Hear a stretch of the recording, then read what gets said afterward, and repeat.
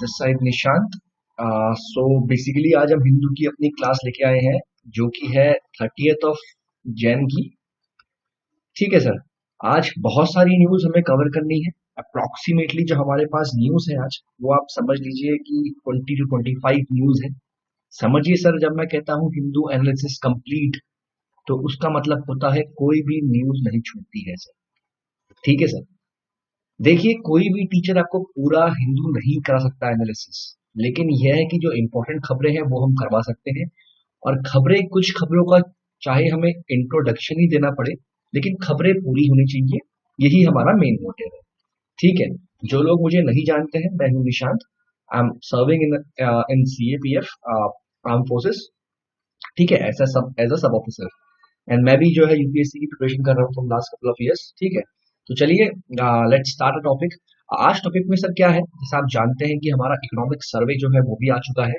तो जो भी इकोनॉमिक सर्वे की न्यूज है वो मैं आपको एक तरह से, जैसे जो लोग, बहुत लोग होते हैं जो इकोनॉमिक से डरते हैं, या जो बहुत लोग होते हैं जिनको अर्थव्यवस्था का सब्जेक्ट बिल्कुल अच्छा नहीं लगता है, अर्थव्यवस्था।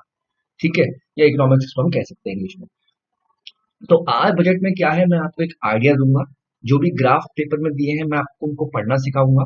और इसके बाद जो भी एक बड़े रिफॉर्म्स हैं, ठीक है, इस सेक्टर में, उसके बारे में हम जो है एक क्लास में ले लेंगे। ठीक है। चलिए, अभी जो पेपर में है हम उतना पढ़ लेते हैं कि इकोनॉमिक सर्वे में क्या क्या दिया है। चलिए ठीक है। अब देखिए सर, सबसे पहले तो इकोनॉमिक सर्वे की जो न्यूज है, पहले मेरी सारी न्यूज जो है इकोनॉमिक सर्वे पे होंगी, एंड देन मैं डिफरेंट डिफरेंट सेक्शन पे मूव करूंगा। ठीक है। चलिए शुरू करते हैं। तो जो इकोनॉमिक सर्वे है ना, इसने प्रिडिक्ट किया है 11% growth in the next fiscal year. ठीक है। अब समझिए सर, अब आप मेरी बात समझिए। इस फिक्स जो ये हमारा जो ये करंट ईयर चल रहा है, या जो ये फिस्कल ईयर चल रहा है, जो इसमें हमारी एस्टिमेटेड ग्रोथ है वो है -7.7 दिस ईयर। अभी सर फोर्थ क्वार्टर खत्म नहीं हुआ है, लेकिन जो एस्टिमेटेड ग्रोथ है इस फिस्कल ईयर में हमारी, ठीक है, वो कितनी है? 7.7। फिस्कल ईयर मतलब जो ये ईयर हमारा चल रहा है, इसमें हमारी एस्टिमेटेड ग्रोथ कितनी है सर? वो है आपकी 7.7। ये हम एस्टिमेट कर रहे हैं। इसके अलावा जो अगले साल हम ग्रोथ करने वाले हैं, जो अगले साल हम ग्रोथ करने वाले हैं, वो बता रहे हैं, मतलब वो प्रेडिक्ट कर रहे हैं हमारे इकोनॉमिक एडवाइजर, या कह सकते हैं हमारे इकोनॉमिक की जो एनालिसिस्ट है, वो ये प्रेडिक्ट कर रहे हैं कि जो अगले साल की ग्रोथ होगी हमारी, वो अराउंड 11% होगी। तो -7 से 11% एक बड़ा जंप रहेगा सर। अब कुछ चीजें यहाँ पर देख लेते हैं। दी रिकवरी स्टोरी। अब देखिए इसमें क्या लिखा है, from being one of the fastest contracting economies in fiscal year 21। मतलब जो हमारा जो ये ईयर चल रहा है, फिस्कल ईयर जो चल रहा है हमारा, इसमें हमने जब फर्स्ट क्वार्टर में जो हमने around -25, if I am not wrong, I am not getting the figure right, figure मेरा रफ फिगर हो सकता है, हमारी GDP इतनी कॉन्ट्रैक्ट की थी कि पूरे वर्ल्ड में शायद हमारी वन ऑफ द कंट्रीज थी जिनकी GDP सबसे लो गई थी। इसके बाद हम एक रैपिड जो है एक्सपेंशन कर रहे हैं, या एक रैपिड हम कह सकते हैं रिकवर कर रहे हैं, और नेक्स्ट फिस्कल ईयर में हमारी जो एक्सपेक्टेशंस है वो है 7%। सर ये तो रही हमारी रिकवरी स्टोरी। अब बहुत सारी चीजें आई हैं सर, बहुत सारी चीजें आई हैं। बहुत लोगों ने कहा है कि L शेप रिकवरी होगी, V शेप रिकवरी होगी, K शेप रिकवरी होगी, पर अल्टीमेटली क्या देखने को मिल रहा है सर, जो हमारी रिकवरी है वो आपकी हो रही है V shape. For example, fiscal year 21 में, मतलब इस साल से जो पिछले वाला साल था, पिछले मतलब साल मतलब 2020 नहीं, मैं बात कर रहा हूं 2019 की। ठीक है। 2019 में फिस्कल ईयर 21 जो था, जो फिस्कल ईयर 20 था, मतलब फिस्कल ईयर 20 मतलब हम बात कर रहे हैं 2019 की। जिसको ये फिस्कल ईयर समझ में नहीं आ रहा है, मैं सिंपल शॉर्ट में कह रहा हूं, 2019 में हमारी जो इकोनॉमी ग्रो करी थी वो करी थी 4.2%। मैं दोबारा बोल रहा हूं, फिस्कल ईयर 20 मतलब 2019 में हमारी इकोनॉमी ग्रो करी थी 4.2%। यहां लिखा है मैंने, यहां पर मैंने एरो मार दिया है। उसके बाद इस साल हमारी इकोनॉमी ग्रो कर रही है -7.7%। ये एस्टिमेटेड लगाया जा रहा है फोर्थ क्वार्टर को मिला के। ठीक है। तो फिस्कल ईयर 21 है, ये हम कह सकते हैं 2020 है, उसमें संभावना है कि हमारी इकोनॉमी जो कॉन्ट्रैक्ट करेगी वो करेगी 7.7 से। एंड देन अगले साल जो हमारी इकोनॉमी है 2021 में, या हम कह सकते हैं फिस्कल ईयर 22 में, हमारी इकोनॉमी जो है प्लस लेवल से बढ़ेगी। तो अगर मैं ग्राफ की बात करूं सर, किस टाइप की रिकवरी आप देख पा रहे हैं, तो आप खुद देखिए 19 में यहां थी, 20 में सर यहां आ गई, एंड देन 21 में सर फिर ये यहां पहुंच गई। तो आप देख लीजिए सर कि एज पर दी डेटा हमारी वी शेप रिकवरी वो हो रही है। समझ रहे हैं? तो आई गेस ये आपको समझ में आ गया है, इसके बारे में आपको थोड़ा सा आइडिया लग गया है। हमने कंपेयर किया है 2019, 20 और 21 का हम कंपेयर कर रहे हैं। 19 के आंकड़े हमारे पास एग्जैक्ट हैं, 20 का फोर्थ क्वार्टर का आंकड़ा नहीं है, लेकिन हमने जो है उसको एस्टिमेट किया है, और 21 हमारे लिए जो अपकमिंग फाइनेंशियल ईयर है उसके बारे में हम बात कर रहे हैं। ठीक है, दो चीजें हमारी कंप्लीट हो गई सर। चलिए सर आगे बढ़ते हैं। इन एब्सोल्यूट टर्म्स, मतलब अब हम बात करते हैं जीडीपी जो है इतने परसेंट ग्रो कर रही है, इतने परसेंट ग्रो कर रही है। अब बात करते हैं नंबर्स में। इंडिया की जीडीपी जो है ना सर, सॉरी, ये इंडिया की जीडीपी जो है रुपीज 145.7 लाख करोड़ है। ये देखिए यहाँ लिखा हुआ है, इंडिया की जीडीपी जो है 145.7 लाख करोड़ है इन फिस्कल 20। सर समझिए, पहले कुछ चीजें आपको आनी चाहिए। फिस्कल में यहाँ लिख देता हूँ, फिस्कल जो है 20, अगर मैं F20 की बात कर रहा हूं तो वो है 2019। अगर मैं F फिस्कल 2021 की बात कर रहा हूं तो वो 2020। और अगर मैं बात कर रहा हूं फिस्कल ईयर 2020 की तो वो है 2021। समझ रहे हैं? मैं फिर बोल रहा हूँ, फिस्कल ईयर अगर मैं 20 की बात कर रहा हूँ, फिस्कल 20 लिख रहा हूँ, FY20, तो हम बात कर रहे हैं 2019 की। अगर मैं फिस्कल ईयर 21 लिख रहा हूँ तो हम बात कर रहे हैं 20 की। और अगर फिस्कल ईयर में 22 लिख रहा हूँ तो हम बात कर रहे हैं 21 की, जो आने वाला हमारा साल है या शुरू हो चुका है। ठीक है, तो यहाँ पर देखिए फिस्कल ईयर 20 मतलब 2019 में, 2019 में जो हमारी जीडीपी थी वो कितनी थी? 145.7 लाख करोड़।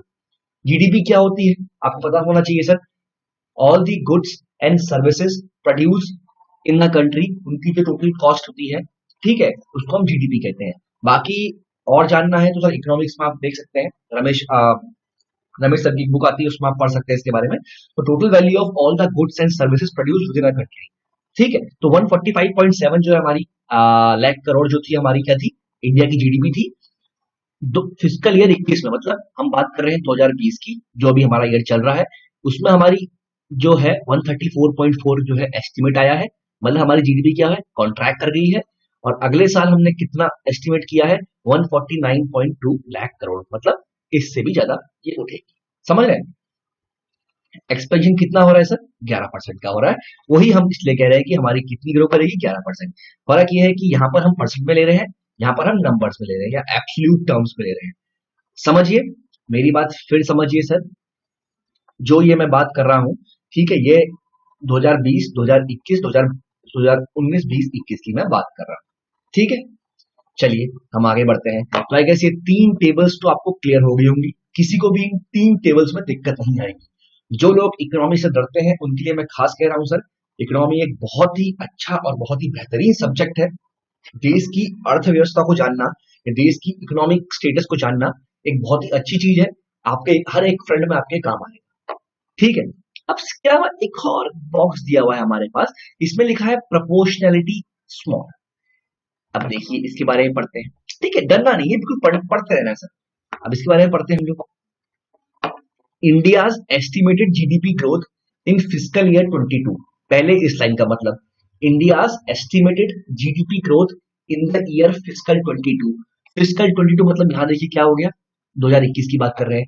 तो 2021 में जो हमारी एस्टिमेटेड ग्रोथ है वो कितनी है? 11%। और अगर मैं एब्सोल्यूट टर्म्स में बोलूं तो कितनी होगी? 149.2 लाख करोड़। ये जो है हाईएस्ट है अमंग ऑल द इकोनॉमीज, या आप कह सकते हैं वन ऑफ द हाईएस्ट है among all the economies picked up by the IMF। लेकिन एक कमी है, पर कैपिटा जीडीपी जो है हमारी वो बहुत नेशन से कम है। पर कैपिटा जीडीपी जो हमारी है वो बहुत नेशन से कम है। समझ रहे हैं? अब यहां पर सर फंस गई बात। बात क्या फंस गई कि सर ठीक है, ये समझ में आ गया कि हमने जो एस्टिमेट किया है 11% का, वो हमारा बहुत ज्यादा है, या जो एस्टिमेट आईएमएफ कर रहा है, ठीक है, इंटरनेशनल मॉनेटरी फंड जो हमारा एस्टिमेट कर रहा है, वो अच्छा हमारा जीडीपी एस्टिमेट कर रहा है, लेकिन कह रहा है कि जीडीपी पर कैपिटा हमारी कम रहेगी। अब सर जीडीपी पर कैपिटा क्या होती है सर? ये सर कुछ नहीं होता है, सिंपल सा फॉर्मूला मैं यहाँ लिख देता हूँ। जीडीपी पर कैपिटा क्या होती है? जीडीपी पर कैपिटा मतलब पर पर्सन हम कह सकते हैं। तो जीडीपी पर पर्सन क्या होती है सर? आप तो टोटल जीडीपी है ना सर, आपकी जो आपकी टोटल जीडीपी है उसे सर आप डिवाइड कर दो, टोटल जीडीपी को आप डिवाइड कर दो किससे सर? पॉपुलेशन से। टोटल जीडीपी को आप डिवाइड कर दो पॉपुलेशन से। आप समझिए जीडीपी हमारी अराउंड हमने कितनी प्रेडिक्ट की है? 149.2 लाख करोड़, और हमारी पॉपुलेशन भी तो बहुत ज्यादा है सर। तो इससे सर क्या होगा? पर पर्सन की जो आय है, समझ पा रहे हैं ना मैं क्या कहना चाह रहा हूँ? दिमाग खोलिए सर, समझने की कोशिश कीजिए। हम बात कर रहे हैं इंडिया का, हमने प्रिडिक्शन किया है 11%। इसके अपार्ट हमने क्या कहा है? हमने कहा है कि लेकिन जीडीपी पर कैपिटा, जीडीपी पर पर्सन। अब जीडीपी पर पर्सन कैसे होगा? एक क्लास में 100 लोग हैं, ठीक है। अब जो है हम कहते हैं कि 100 लोग हैं, टोटल पैसा कितना दे रहे हैं हम क्लास को? हम पैसे बांट रहे हैं, हमने टोटल पैसा दिया है वह 1000 रुपए। तो पर बंदे में कितना पैसा आएगा? 1000 रुपए हम दे रहे हैं एक क्लास में, 100 बंदे हैं तो पर बंदे में कितना पैसा आएगा? 1000 डिवाइड बाई 100 कितना आएगा? 10 रुपया। वैसे ही देखिए टोटल जीडीपी ये है, हमारी पॉपुलेशन ये है, जीडीपी पर पर्सन कितना होगा? समझिए, अगर डिनोमिनेटर ज्यादा होगा तो ऑब्वियस सी बात है फ्रैक्शन कम हो जाएगा सर, सिंपल मैथ्स है। और हमारी पॉपुलेशन जो है बहुत ज्यादा है as compare to all the countries since, तो इससे क्या होगा? हमारा जीडीपी पर कैपिटा जो है वो कम हो जाएगा, ठीक है। तो आई गेस वो मेरे दोस्त जो अभी तक इस न्यूज को देख के उन्होंने शायद पेपर पीछे पलटा होगा या जो भी किया होगा, अभी ये न्यूज जो है आपको मेरे हिसाब से समझ में आ जानी चाहिए। इंपॉर्टेंट क्या है? ये टेबल है, ग्राफ और टेबल को समझिए सर, क्योंकि यही आपको ज्यादा लंबे समय तक याद रखती है, ठीक है।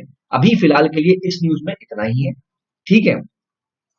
इसके अलावा एक वर्ड हमने यहां देखा है, counter cyclical push, counter cyclical push, ठीक है।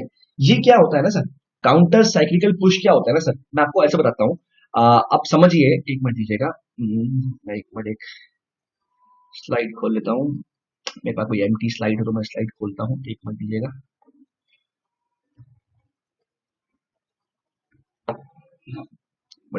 देखिए क्या होता है, आप बताइए, हम बात कर रहे हैं काउंटर साइक्लिकल पुश, ठीक है। काउंटर साइक्लिकल पुश होता क्या है ना सर, समझिए, अगर इकोनॉमी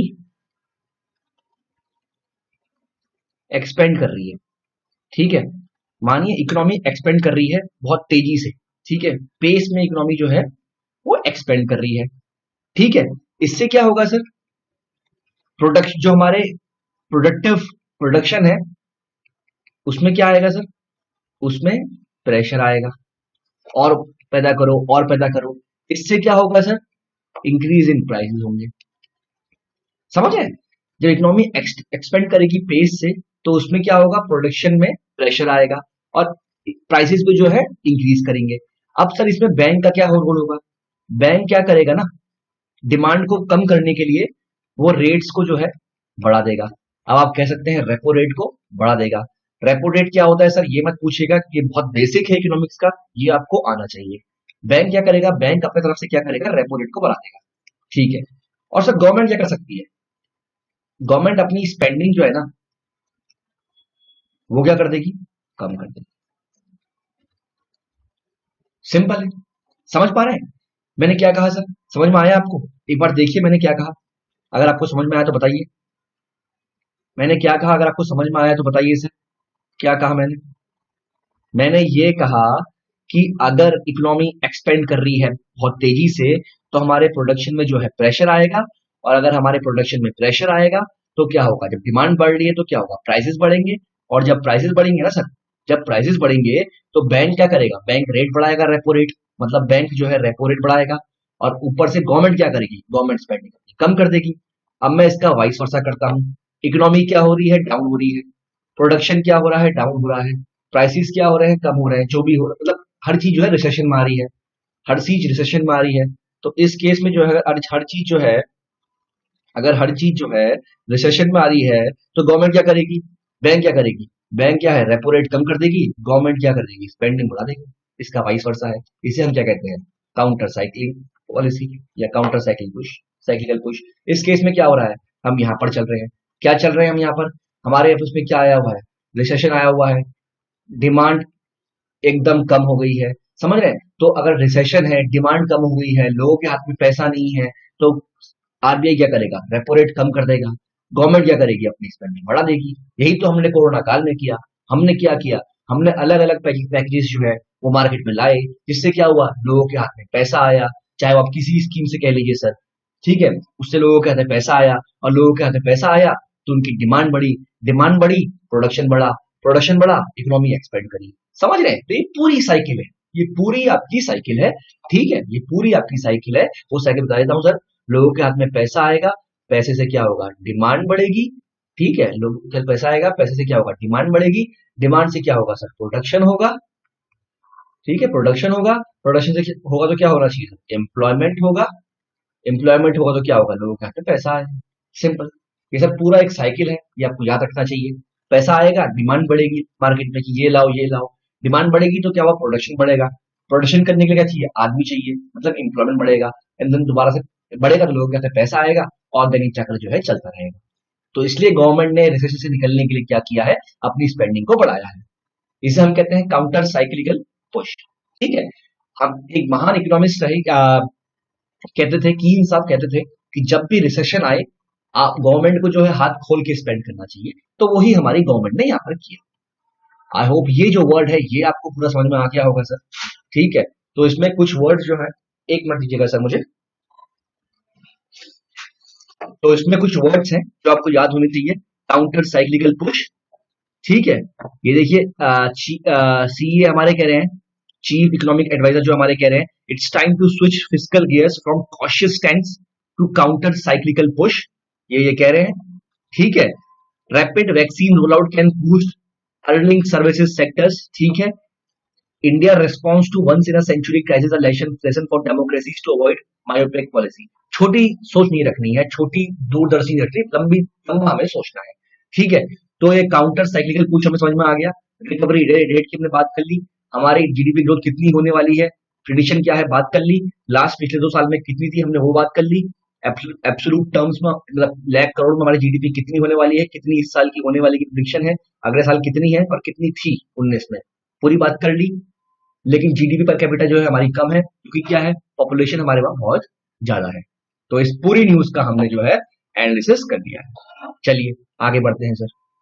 एक मिनट जगह सर, देखते हैं कि इस न्यूज में हमने कितना टाइम लगाया है जी। चलिए, अब एक कहानी में सुनाऊंगा सर आपको। इस न्यूज से पहले एक कहानी आप लोगों के लिए जो कि आपको मजेदार लगेगी। ठीक है, एक पहले मैं इसमें एक वर्ड आपके लिए हाईलाइट कर दूं, वो वर्ड आपका मुझे दिख जाए यहाँ पर, तो आपके लिए बड़ा ही है, एसेट क्वालिटी रिव्यू, AQR। ठीक है, एसेट क्वालिटी रिव्यू, यही वर्ड मेरे लिए इंपॉर्टेंट है।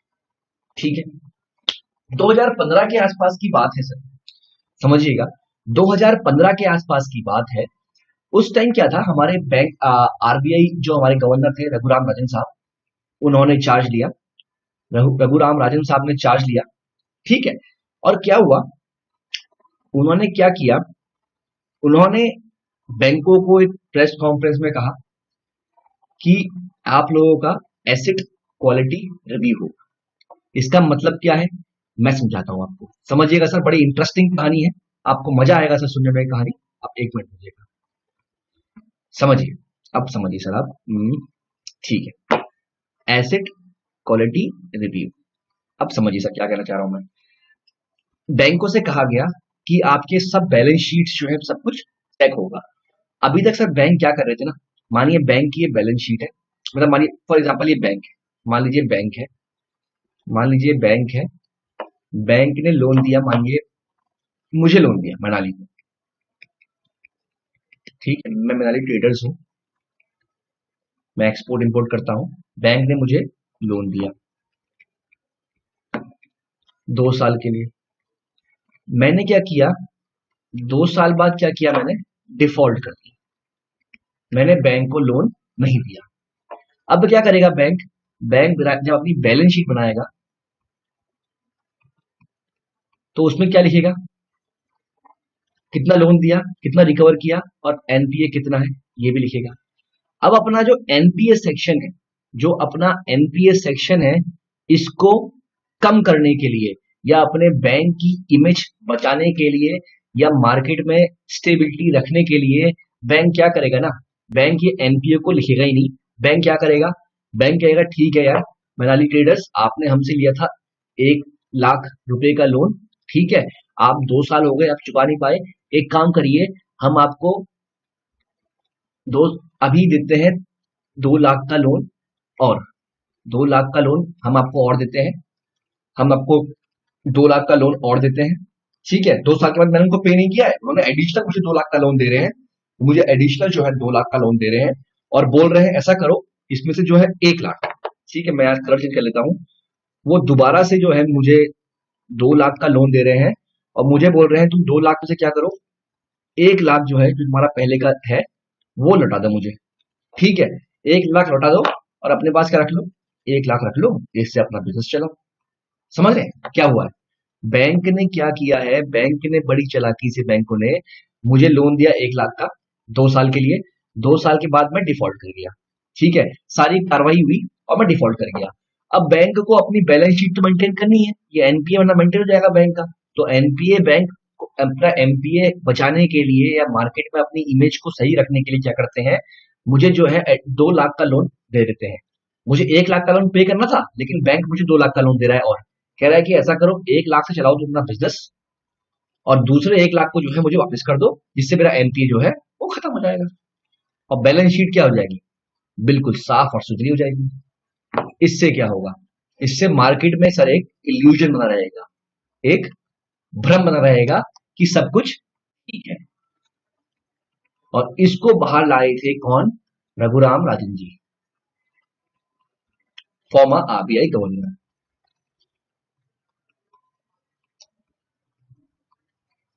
अभी ये प्रोसेस जो है ये लीगली हम करते हैं, गवर्नमेंट करवाती है, इसको हम कहते हैं लोन रीस्ट्रक्चरिंग, ठीक है। अब ये लीगली होता है, जब चाहती है गवर्नमेंट करवाती है, लेकिन पहले जो उस टाइम पे 15-16 की बात कर रहे हैं, उस टाइम पे ये इलीगली था। रघुराम राजन जी ने कहा कि मैं आप लोगों का एसेट क्वालिटी रिव्यू करूंगा और जब उन्होंने ये कहा तो ये सारी पोल जो है खुल गई। समझ रहे हैं? तो आई गेस न्यूज का बेस आपको समझ में आ गया है सर, थोड़ी इंटरेस्टिंग कहानी आपको लगी होगी ये, ठीक है, आगे बढ़ते हैं। अब क्या हुआ? अभी क्या क्या न्यूज क्या है? Withdraw forbearance once economy recovers. कुछ न्यूज नहीं है सर, सिंपल सी बात है, ये कहना चाह रहे हैं कि सर्वे wants treating loosened norms and stable diet can have detrimental consequences both for bank and economy। ये सिंपल कहना चाह रहा है, 2008 का जो फाइनेंशियल क्राइसिस आया था वो भी इसी की वजह से आया था। क्या होता है ना, जो ये हमने अपने जो नॉर्म्स है अभी बहुत इजी कर दिए हैं, हम लोन जो रीपे नहीं कर रहे हैं उन्हें मोरेटोरियम पीरियड दे रहे हैं, ठीक है, उन्हें कह रहे हैं ठीक है ये इतना पीरियड ले लो उसके बाद आप पे कर देना। समझ रहे हैं? कहीं ना कहीं हमारे जो इस टाइम जो नॉर्म्स हैं या जो हमारे रूल्स हैं ये सब हमने हल्के कर दिए हैं due to this pandemic, corona pandemic, कि लोगों के पास पैसा नहीं होगा, वो पे नहीं कर पाएंगे, तो ऐसा करते हैं इनको थोड़ा सा समय और दे देते हैं लोन पे कर रीपे करने का, तो हमने इनको समय दे दिया है।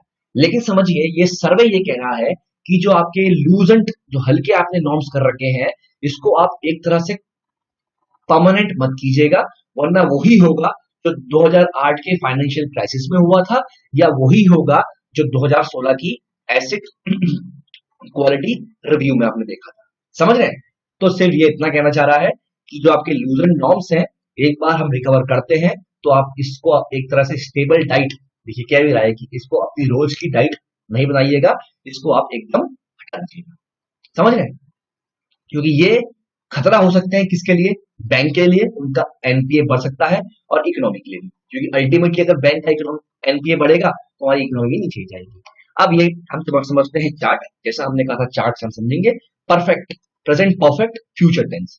The NPA of scheduled commercial banks surged, या बड़ा मतलब सर्ज मतलब बड़ा होता है, the NPA of scheduled commercial bank surged after the RBI carried out an expensive asset quality review in 2015। मैंने कहा था जब आरबीआई गवर्नर आरआर मतलब रघुराम राजन जी जो आए थे, उन्होंने एसेट क्वालिटी रिव्यू कहा था, तो एकदम जो है देखिए, एकदम देखिए इनका एनपीए देखिए कहां पहुंच गया, यहां पहुंच गया।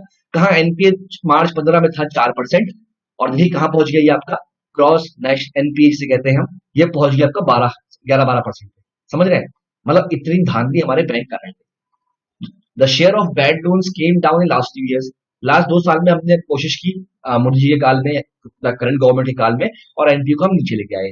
However the effect of covid related lockdown is is not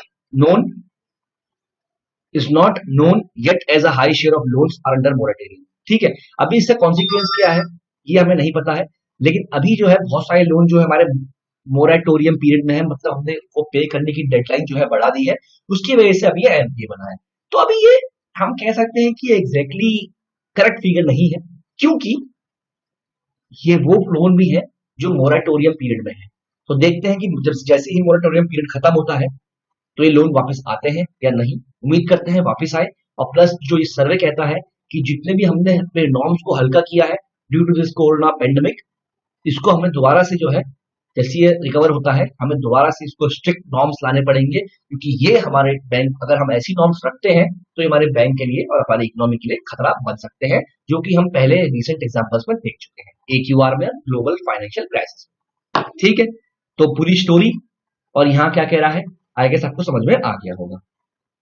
चलिए देखिए, ये इतनी खास न्यूज नहीं है सर, ठीक है, ये आप देख लीजिए एक बार। ये ग्लोबल रेटिंग ने हमें जो है, हम ये हमारे जो है चीफ इकोनॉमिकल एडवाइजर जो है कृष्णमूर्ति साहब जो है, सुब्रमण्यम साहब, ये बता रहे हैं India rating don't reflect economies fundamentals. हमें जो रेटिंग दी गई है ये आप देखिएगा, in fact we are the 5th largest economy, और हमारी रेटिंग जो हमें दी गई है उसके हिसाब से ये कहना चाह रहे हैं, मैं इसका सारांश आपको बता दूंगा, ये कहना चाह रहे हैं कि इंडिया एक 5th लार्जेस्ट इकोनॉमी है, और हम पे कितना भी डेप्थ हो, we are capable of paying our depth back, since we are the 5th largest economy. समझिए, पूरे विश्व की हम 5th लार्जेस्ट इकोनॉमी है, एंड हमारे पास कैपेबिलिटी है कि हम अपना डेप्थ जो है पे कर सकते हैं। और जो रेटिंग्स है, ये रेटिंग जो है ये हमारे जो है एफपीआई इनफ्लोज को, फॉरेन पोर्टफोलियो इन्वेस्टमेंट को डैमेज कर सकती है। कुछ टर्म्स मैं आपको दे रहा हूं, अगर आप चाहें तो उनके बारे में पढ़िएगा, क्योंकि ये टर्म्स इकोनॉमी में आपके रेगुलरली यूज होंगे। एक है फॉरेन इंस्टीट्यूशनल इन्वेस्टर, FII, एक है फॉरेन पोर्टफोलियो इन्वेस्टर, FPI। ठीक है, ये कुछ टर्म है। एक है FDI, फॉरेन डायरेक्ट इन्वेस्टमेंट। ठीक है, आप बिल्कुल देखते रहिए, ये कुछ टर्म्स जो है आप रेगुलरली पेपर में पढ़ेंगे, तो इसको आप देखते रहिएगा। ठीक है, तो यहाँ पर एक एजेंसी थी, उन्होंने इंडिया को रैंकिंग दी थी BBB, BAA3। ठीक है, तो इसको काउंटर करने के लिए हमारे चीफ इकोनॉमिक एडवाइजर ने जो है बताया है। ठीक है, बाकी ऐसा न्यूज में कुछ नहीं है। उन्होंने कहा है वी हैव द कैपेबिलिटी और we have the capacity to repay our डेब्ट, और ये जो रेटिंग आई है it doesn't reflect the economy's fundamental, since we are the 5th largest economy in the world, right? And we are going to become the 4th largest or the 3rd largest if we are going to grow at the rate which we have predicted for the coming years, right? चलिए अब आगे बढ़ते हैं। देखिए, pandemic आया ना, अब समझिए ये जो मैं वर्ड्स बोल रहा हूँ, बेसिकली जो मैं वर्ड्स बोल रहा हूँ, आप मेरे वर्ड्स पर ध्यान दीजिएगा। ये वर्ड्स मेरे खुद के नहीं है, पहली चीज तो ये वर्ड्स हैं योजना मैगजीन के, जो कि इस बार स्पेशल एडिशन आया था, उसको गो थ्रू कीजिएगा सर। उसमें एक आपका हेल्थ सेक्टर का एक चैप्टर है, वो बहुत ही अच्छा चैप्टर है।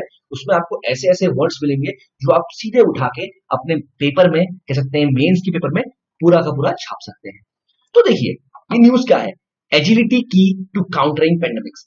पेंडेमिक आया, हमने सर एक चीज देख ली कि जो बीमारियां होती है ना, उसे बाउंड्री नहीं पता। Diseases knows no boundaries.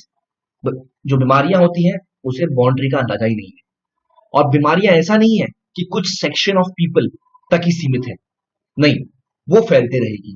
तो इससे हमें पता लगा है कि यूनिवर्सल हेल्थ कवरेज, या हम कह सकते हैं हेल्थ फॉर ऑल, HFA, ये सब बहुत जरूरी है। समझ रहे हैं, अनलेस एंड अनटिल आखिरी आदमी सेफ नहीं है ना, अब कोरोना ही देख लीजिए, अगर एक आदमी को भी कोरोना हो गया और वो पब्लिक डोमेन में घूम रहा है तो he can act as a potential carrier. समझ रहे हैं? उससे बहुत लोगों को कोरोना हो सकता है। ये शो कर रहा है कि अनलेस एंड अनटिल आखिरी आदमी जो हमारा जो है डिजीज फ्री नहीं है, वी कैन नॉट से कि सब जो है हेल्थ फॉर ऑल हो गया है या यूनिवर्सल हेल्थ कवरेज हो गया है। ठीक है। और इसके अलावा हमें दो चीजें पता लगी हैं कि हेल्थ में इंफ्रास्ट्रक्चर होना बहुत जरूरी है। हमें छोटी सोच नहीं रखनी है, हमें दूरदर्शी सोच रखनी है और हेल्थ के ऊपर हमें काम करना पड़ेगा। डॉक्टर्स की संख्या बढ़ानी पड़ेगी, प्लस हेल्थ में इंफ्रास्ट्रक्चर अच्छा करना पड़ेगा। और इसकी जो अप्रोच है ना, हमें बेसिकली ऐसा नहीं है कि हम बड़े बड़े हॉस्पिटल्स बना रहे हैं, हमें बहुत लोअर लेवल पे, इंडिया की बात कर रहा हूं मैं, बहुत लोअर लेवल पे जो कि हमारे प्राइमरी हेल्थ केयर सेंटर्स है, उनको भी हमें मॉडर्नाइज करना पड़ेगा टाइम के साथ में। ठीक है। तो ये न्यूज ऐसी कुछ नहीं है, ये सिर्फ स्टाफ शॉर्टेजेस की बात कर रहा है। चलिए, ये चार्ट आप देख लीजिएगा सर, इतना इंपॉर्टेंट चार्ट वैसे है नहीं, ये बात देख लीजिएगा। चलिए आगे बढ़ते हैं। ये एक इंडेक्स आया है सर, इस बार सर्वे में इंडेक्स का नाम लिया गया है। ये बड़ा अच्छा इंडेक्स है। इंडेक्स का नाम है अकॉर्डिंग टू न्यू, ये नया है, bear necessities index, BNI, in the economic survey 2021। अब ये है क्या सर, ये समझिए। Poorer states have reduced the gap with rich states in providing citizens with access to basic of daily life। जो छोटे स्टेट्स है ना और जो बड़े स्टेट्स हैं, उनके बीच में गैप जो है कम हो रहा है। मतलब जो गरीब स्टेट्स हैं, वो भी जो बेसिक की चीजें होती है ना, भाई हाउसिंग दे दो, पानी दे दो, सैनिटेशन हो गया, बिजली हो गई, गैस हो गई, ये जो है वो भी अपने नागरिकों को अच्छी तरह प्रोवाइड कर रहे हैं। वेराइन जो बड़े रिच शहर जो थे, जैसे मानिए पहले इनका बीच का डिफरेंस बहुत ज्यादा था, अब ये कम हो गया है। समझ रहे हैं? बेयर नेसेसिटीज गैप जो है ये स्टेट्स के बीच में कम हो गया है सिंस 2012, ये सर्वे कह रहा है। मतलब जो बेसिक की चीजें होती हैं, हाउस हो गया आपका, बिजली, पानी, गैस हो गई, ये सब जो है ये कम होना जा रहा है। ठीक है। चलिए और बताते हैं इसके बारे में कुछ इंटरेस्टिंग हो तो बताएंगे आपको। ठीक है। अब जो स्टेट्स हैं इन्होंने इंप्रूवमेंट शो किया है, उनमें से पहला, उनमें नाम जो है उत्तराखंड, राजस्थान, उत्तर प्रदेश, बिहार एंड मध्य प्रदेश एंड छत्तीसगढ़। ठीक है, ये समझिए। अब इसके बाद अब इसकी डेफिनेशन हमारे पास थी, वो देख लेते हैं।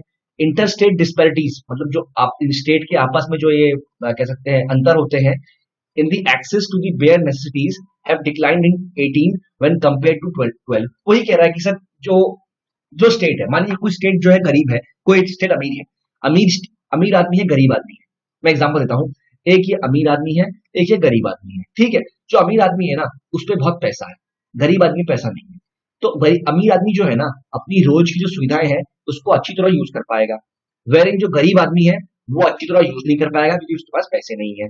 लेकिन अगर गरीब आदमी अपनी इच्छाओं को थोड़ा कम करे और सिर्फ उन चीजों की हम बात करते हैं जो बेसिक में रिक्वायरमेंट है, अब तो गरीब आदमी भी अपनी उस बेसिक चीजों में खर्च कर रहा है, तो इन दोनों का जो है गैप कम हो रहा है।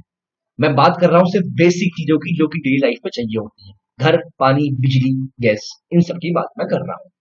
चलिए, तो याद रखिएगा ये इंडेक्स, ये नया इंडेक्स आया है, आपको याद होना चाहिए, बेयर नेसेसिटीज इंडेक्स कह सकते हैं। ठीक है, ये नया है, इस बार इकोनॉमिक सर्वे में इसका यूज किया गया है। चलिए अब ये एक मैप देख लीजिए sir. State of access, the bare necessities index ranges between 0 and 1। 1 क्या होता है?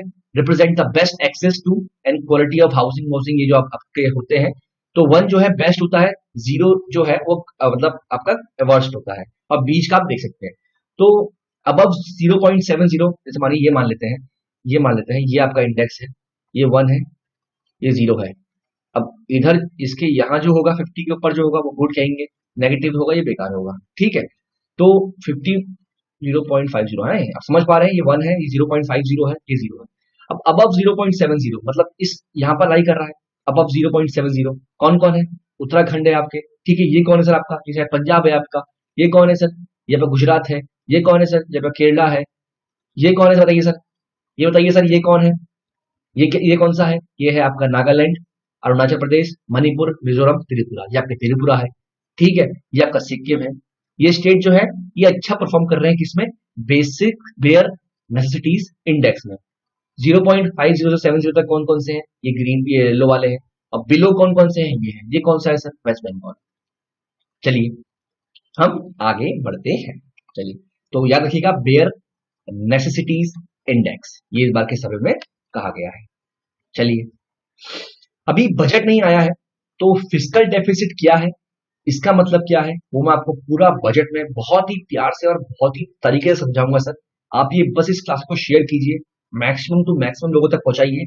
देन देखिए कि बजट में आपको कैसा इतने प्यार से समझाऊंगा, बिल्कुल मक्खन की तरह आपको समझ में आ जाएगा सर बजट। ठीक है, अभी के लिए जो बजट, तो अभी फिलहाल अभी हमारे पास ये कॉपी नहीं है, या अभी अभी के लिए जो है बेसिकली हम बात कर लेते हैं फिस्कल डेफिसिट क्या होता है। फिस्कल डेफिसिट मतलब उधार, सिंपल शॉर्ट में फिस्कल डेफिसिट मतलब उधार। समझ रहे हैं? गवर्नमेंट ने बजट निकाला, गवर्नमेंट ने कहा मैं हूं, मेरे पापा घर का बजट बनाते हैं महीने का, मेरे पापा ने घर का पूरे साल का बनाया बजट। पिताजी ने मुझसे कहा कि बेटा ऐसा करेंगे ना, 1,000 रुपये हम पूरे साल में 1 लाख रुपए खर्च करेंगे। ठीक है, मैंने कहा पापा ठीक है, हम किस किस जगह पे ये 1 लाख रुपए खर्च करेंगे। पिताजी ने कहा कि पूरे साल में हम 1 लाख जो है खर्च करेंगे, और ये इन जगहों पे खर्च करेंगे। मैंने कहा ओके पापा। मैंने कहा पापा ये 1 लाख कहाँ से आएंगे। पापा ने कहा भाई मेरी सैलरी तो है 50,000, तो 50,000 मेरी सैलरी से आ जाएंगे, थोड़ा तू कमा लेता है, 10,000 तू दे देगा। ठीक है, बाकी बचे 40,000 रुपए, 40,000 जो है ना हम ले आएंगे उधार। समझ रहे हैं? 40,000 हम ले आएंगे उधार। तो जो उधार ला रहे हैं ना, इसे ही हम क्या कहते हैं, फिस्कल डेफिसिट। अब समझिए, अगर मेरी, अब हमारा महीने साल का खर्चा कितना था, 1 लाख रुपया जो हमने डिसाइड किया था।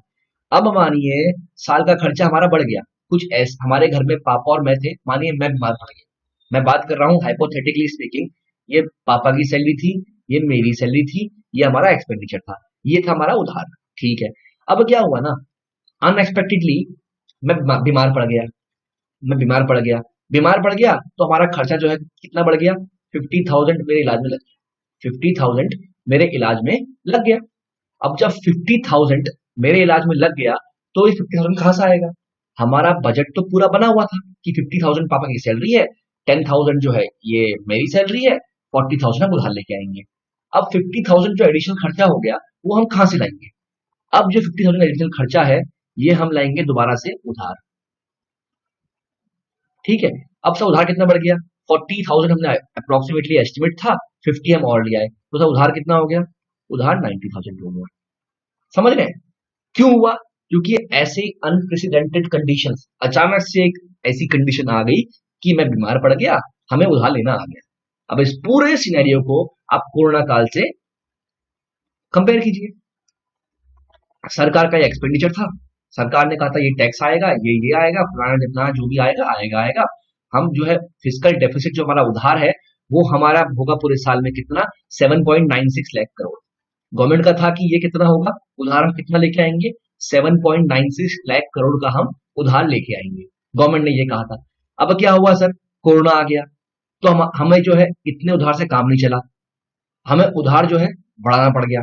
तो हमने उधार कितना बढ़ाया, हम 7.96 लाख करोड़ से हम कितना पहुंच गए, 11.96 लाख करोड़, मतलब अप्रोक्सीमेटली 4 लाख करोड़ हमारा खर्चा ज्यादा हो गया। क्यों, क्योंकि कोरोना आ गया। यहाँ क्यों था, क्योंकि मैं बीमार हूं। तो आई गेस ये आपको समझ में आ गया होगा फिस्कल डेफिसिट क्या होता है। मैंने बहुत ही इजी तरीके से आपको समझाया है फिस्कल डेफिसिट क्या होता है, ये आपको समझ में आ जाना चाहिए। ठीक है, तो इस बार जो है फिस्कल डेफिसिट वो 11.6 लाख करोड़ हो गया है, जो हमारा एस्टिमेटेड था वो था 7.96 लाख करोड़। तो अभी जो है ये इतना प्रिडिक्शन बता रहा है, ये हमने ऑलरेडी पढ़ चुके हैं, 11% ग्रोथ, और जो नंबर था आपका एब्सोल्यूट नंबर वो था 146.2 if I am not wrong. ठीक है, लाख करोड़। चलिए, ये न्यूज खत्म हो गई है। हम थोड़ा तेज से करते हैं सर, क्योंकि समय हमारे पास, समय का अभाव तो रहता ही है, अभी तो टाइम है सर। चलिए आगे बढ़ते हैं। ये देखिए क्या है, health out of pocket expenses. ये न्यूज अभी मैं कह सकता हूँ कि ये अच्छी न्यूज लगी सर मुझे। मुझे 1 मिनट दीजिएगा। देखिए अब इस न्यूज में सर क्या है ना, मैं आपको इस न्यूज का बिल्कुल एक A to Z बताऊंगा इस न्यूज में है क्या। देखिए इस न्यूज में ये कहा जा रहा है, जो है ये कहा जा रहा है कि सर होता क्या है ना, गरीब आदमी, समझिए गरीब आदमी जो है ना, उस पे पैसा वैसी कम रहता है। ठीक है, और अगर वो बीमार पड़ गया, ठीक है, मानिए इसके पास 100 रुपए है, वो बीमार पड़ गया, तो इसके 100 रुपए में से ना 50 रुपए तो यहीं चले जाएंगे, बचे कितने, 50 रुपए। समझ रहे हैं? अब देखिए इससे क्या होगा, इससे ये होगा, ये जो है और पॉवर्टी में आ जाएगा। समझ रहे हैं? ये इससे क्या होगा, ये इससे जो है और पॉवर्टी में आएगा। समझ रहे हैं आप बात को? चलिए अब हम बात करते हैं इसका सोल्यूशन क्या है। सबसे पहले एसडीजी सस्टेनेबल डेवलपमेंट गोल 3 क्या कहता है सर? ये कहता है लोगों की हेल्थ भी होनी चाहिए प्लस उनका डेवलपमेंट भी होना चाहिए पूरा। अब अगर हेल्थ तो प्रोवाइड हो रही है, वो खर्च कर रहा है, हेल्थ तो प्रोवाइड हो रही है, लेकिन क्या डेवलपमेंट हो रहा है उनका? लेकिन क्या इनका डेवलपमेंट हो रहा है? ये तो नहीं हो रहा है। ये गरीब आदमी और गरीब हो रहा है, गरीब आदमी और गरीब हो रहा है, तो डेवलपमेंट तो नहीं हो पा रहा है। तो हमें कुछ ऐसा करना हो कि ये दोनों साथ में हो जाए, जो हमारा सस्टेनेबल डेवलपमेंट गोल जो है 3 कहते हैं। इसके लिए हमने एक स्कीम निकाली है सर। कौन सी है? आयुष्मान भारत। आयुष्मान भारत, ठीक है, ए भी लिख दिया सर मैंने, ठीक है। इस पे 2 पिलर्स है सर आपके। पहला क्या है? पहला ये कहता है प्राइमरी हेल्थ केयर सेंटर जो आपके होते हैं, जो गांव गांव में आपके होते हैं, इनको इसने अपग्रेड किया है और कितने 1.5 लाख जो है इसने और खोले हैं। मतलब वही मैं बात करता हूँ कि घर घर में, मतलब हर एक डिस्ट्रिक्ट में जो है प्राइमरी हेल्थ केयर सेंटर जो है वो खोला गया है। ठीक है, एक मिनट दीजिएगा सर।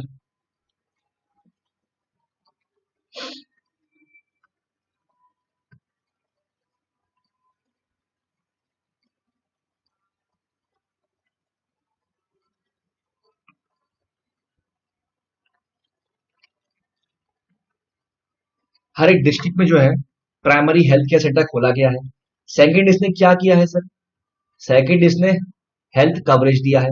मतलब 5 लाख का जो है कवरेज देता है ये, 5 लाख का जो है कवरेज देता है ये। किसे देता है कवरेज?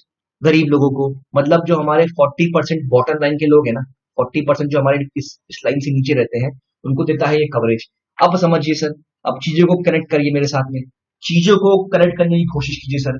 अगर आप मेरी क्लास में बैठे हैं, आपका दिमाग बिल्कुल खुला होना चाहिए सर। सुन रहे हैं ना आप मुझे? दिमाग आपका पूरा खुला होना चाहिए सर। सस्टेनेबल डेवलपमेंट गोल क्या कहता है? हमें हेल्थ भी देनी पड़ेगी और लोगों का विकास भी करना पड़ेगा। अब अगर एक गरीब आदमी पैसे खर्च कर रहा है अपने इलाज में, वो वैसे ही गरीब है, तो उसकी इनकम कम हो गई, तो वो तो पॉवर्टी में और गिर जाएगा ना। तो हेल्थ तो वो ले पा रहा है अपने एक्सपेंडिचर से, लेकिन डेवलपमेंट नहीं कर पा रहा है। अब वो डेवलपमेंट कैसे करेगा? आयुष्मान भारत का एग्जांपल दिया हमने। हमने कहा आयुष्मान भारत ने क्या किया, इसने प्राइमरी हेल्थ केयर सेंटर्स खोले हैं। 1.5 लाख के अप्रोक्सीमेटली इसने प्राइमरी हेल्थ केयर सेंटर्स खोले हैं। ठीक है, दूसरा इसने दिया है हेल्थ कवरेज, मतलब इंश्योरेंस दिया है, 5 लाख का देता है पर फैमिली। और कौन है ये लोग, किनको देता है? जो 40% से नीचे जो लोग, हमारे जो बॉटम लाइन से नीचे जो लोग हैं हमारे, उनको देता है। अब समझिए, प्राइमरी हेल्थ केयर सेंटर, इसमें क्या है? दवाइयां फ्री मिल रही हैं, सब कुछ फ्री मिल रहा है। ये तो आपके हो गए लेवल पे। अब अगर इनको किसी प्राइवेट अस्पताल में जाना पड़ जाए, तो वहां भी इनका इंश्योरेंस है। तो हेल्थ भी मिल गई सर, और क्या मिल गया? डेवलपमेंट भी इनका हो गया। समझ में आया सर? कनेक्ट हुआ आपसे? नहीं हुआ? कनेक्ट कर पाए या कनेक्ट नहीं कर पाए? उम्मीद करता हूं कर पाए होंगे। ये तो हो गई कहानी। अब बात करते हैं यहाँ पर, India has one of the highest level of out of pocket expenditures contributing directly to the high incidence of catastrophic expenditures and poverty, notes the economic survey. ठीक है, it suggested increase in public spending from 1% to 2.5 to 3% of GDP as envisaged in the National Health Policy 17 can decrease the OOP। तो एक minute रुकिएगा sir. The survey state about, ठीक है, ये है जो मैं ढूंढना चाह रहा हूँ, मुझे वो नहीं मिल पा रहा है। Survey rise in public expenditure spent to 3% of GDP, sorry.